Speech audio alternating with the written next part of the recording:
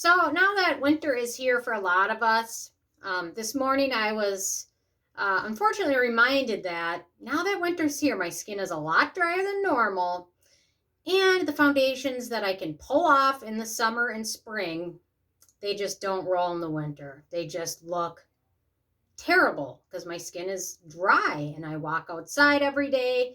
And in Minnesota, the humidity's like 0 and the weather's like 10.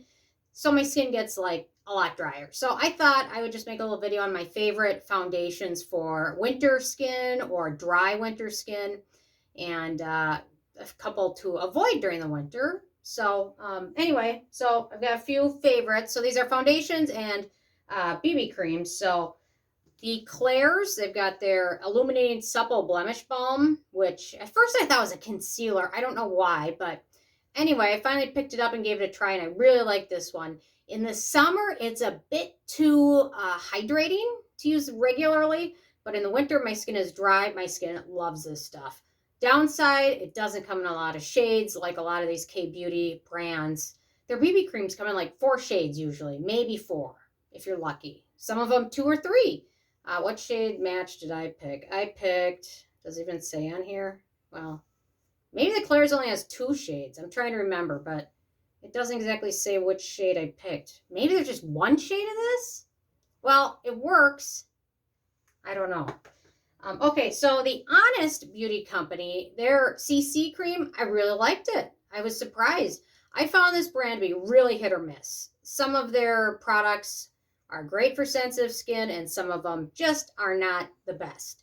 But this one is really nice. I would say medium to full coverage, and really works well. Super affordable and well packaged, and it's got a little bit of sunscreen in it, but don't rely on any of these for your full sunscreen, because when you apply foundation or BB cream, you don't apply it liberally enough to get what's really advertised. I think probably when you actually apply this, you're probably getting like SPF like 9 or 10 once you kind of shear it out.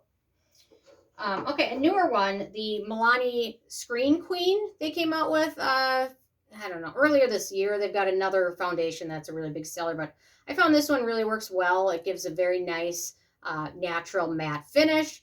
It is pretty full coverage, very affordable. A little bit goes a long way, and I like the shade selection of this, and I find it doesn't leave my skin looking flaky or dry after a few hours, because there are some that just really do that. So okay, this one is a brand. I must pick this up from Yes Style.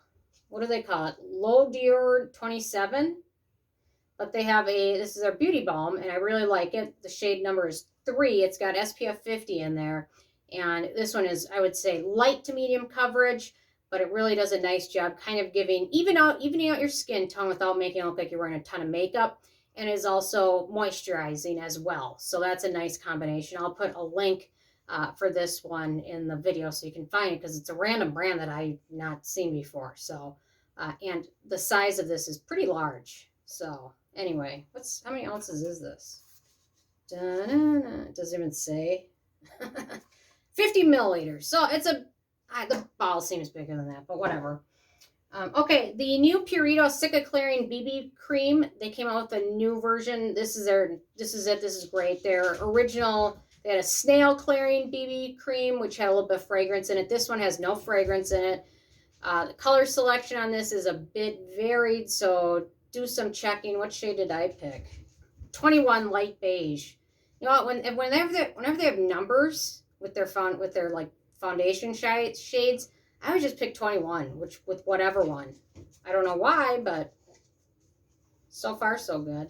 Lincoln, you want to say hi? Hang on. There's Lincoln. He's a baby. Oh, dude, he's just a little baby. Okay, sorry. Anyway, so this one is a nice one. I really recommend checking that one out. The Ilia Serum Skin Tint Foundation. Really nice. Very hydrating.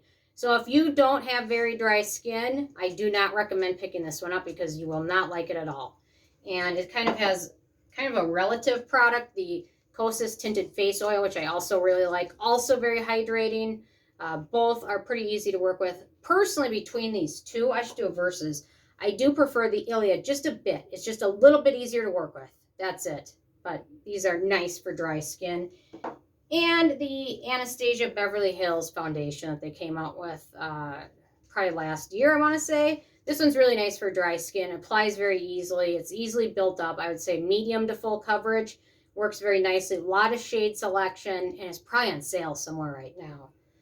And then my ones to avoid. So this was the one I used this morning, which is the newer Nars Soft Matte Complete Foundation, which I picked up earlier this year.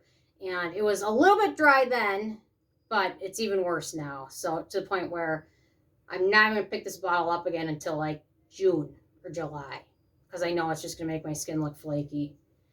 And then the Charlotte Tilbury Airbrush Flawless Foundation. This one is a super matte foundation and very, very, very full coverage. And it just, no matter what, the full coverage, I try and sheer it out. Then it accentuates the flakiness and dry patches. And I should have just returned it, but I'm going to have to find someone to pass it down to, because even in the summer, this one just does not work for me. So anyway, so those are my favorites and a couple to avoid, just FYI. So if you guys have dry or oily skin, I want to hear what your go-to foundations are.